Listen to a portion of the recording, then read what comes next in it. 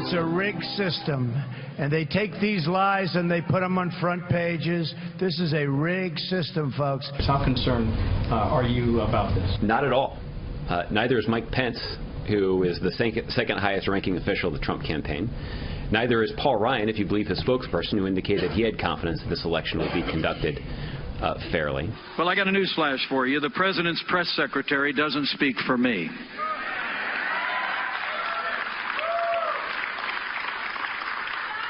You know, they're not worried. They're not worried about it because they deny it's happening. I'm not worried about it because I know the American people are not going to let it happen. It's an insult to American voters, and it's an insult to county registrars to say that America doesn't know how to run an election.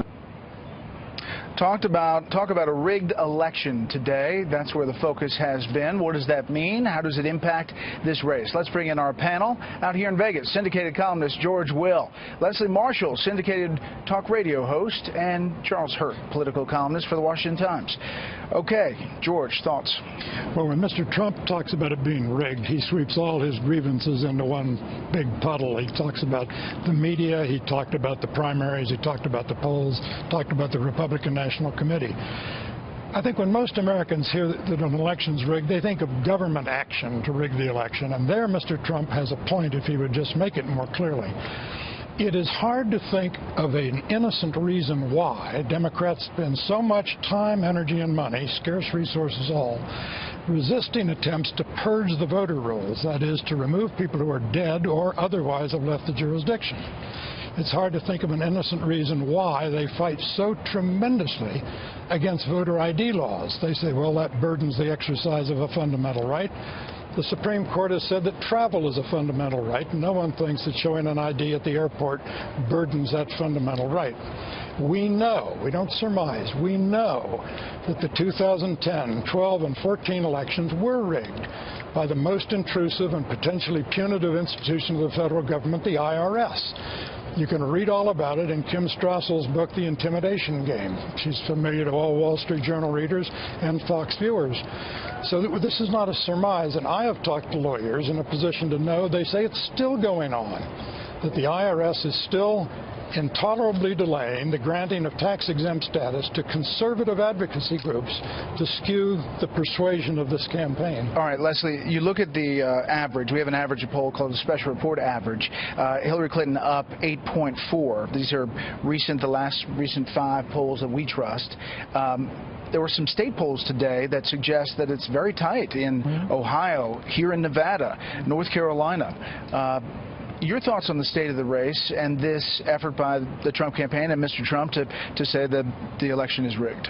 Well, the facts don't bear that out. I think in the past 14 years, with approximately 1 billion votes, you have, 35 instances of fraud. I think on a bigger scale, 2 things here. I think some voters, even some of his supporters, look at that as almost throwing in the towel and setting the groundwork for what he's going to say after he loses. In other words, if you're losing, if you're talking about rigged, you're losing. Exactly. Why else would you be talking about that? You would have confidence in the system. And I have to say, I'm not surprised that these battleground states are very close. If you look historically over the past election cycles, presidential election cycles, the country's been almost split 50-50. And that's the way it is right now, especially in a state like Ohio. I expect Trump to win Ohio, quite frankly, where you have such a strong blue-collar worker presence. But the difference here is that Hillary doesn't need 4 of these strong battleground states to win, and Trump does. I have to say that some of the states look very encouraging for Democrats for the first time since her husband was president, Arizona as an example.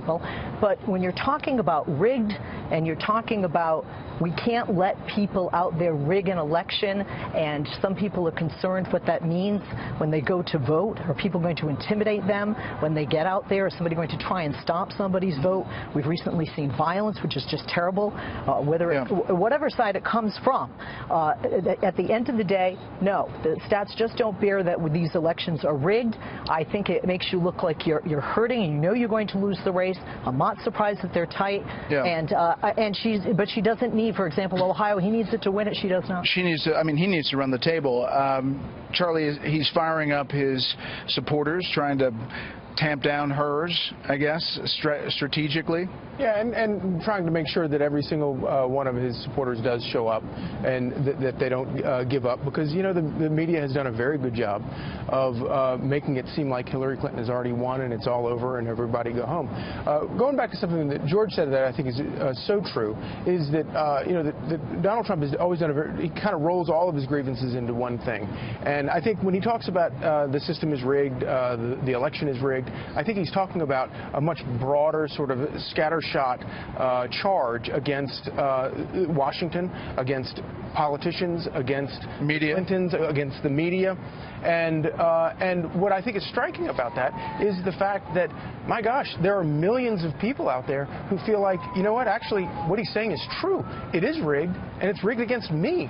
And he's speaking for those people in a way that nobody else has. And all of this is happening with the backdrop of the whole WikiLeaks stuff that is revealing the most horrible things about the Clintons and the Clinton campaign. And it really does sort of underscore the notion that, well, gee, it is kind of rigged. Yeah, and I will say that the part about Russia, George, is concerning, that Russia is believed to be behind this hack. You talk to any U.S. intelligence official, they'll say that that's what they see. But it's also the substance that's inside. And the FBI documents today, it's separate from the emails themselves. Those are actual FBI interviews about this quid pro quo allegation and other things. Yes, and that was described by the State Department spokesman as interagency, what do they call it, exchange. And I'm sorry, that's Orwellian. I'm a big boy. I know that the bureaucracies deal with one another. But this was one bureaucracy trying to influence a criminal, potentially criminal investigation by another. My question is, was the FBI agent who was offered this quid pro quo proposition, did he report it to the FBI? Yeah. Does this break through, do you think? Are Democrats worried about this, Leslie? I think they'd be lying if they said that they weren't. But then again, I think it depends which interview summary you believe. Did the FBI say, hey, by the way, you know, we want to have some guys over in Iraq after the fact? Was this, hey, this is what we want? And remember, the classification was not changed. This is what we'd like, and we can do this for you. That's obviously very unsettling if, in fact, that's true. At the end of the day, I think those that support Trump are going to believe the first narrative. Those that support Hillary Clinton are going to believe the second. We will follow all of it, and apologize, we're fighting the sun here in Las Vegas as we are dealing with the setting sun over the Strip.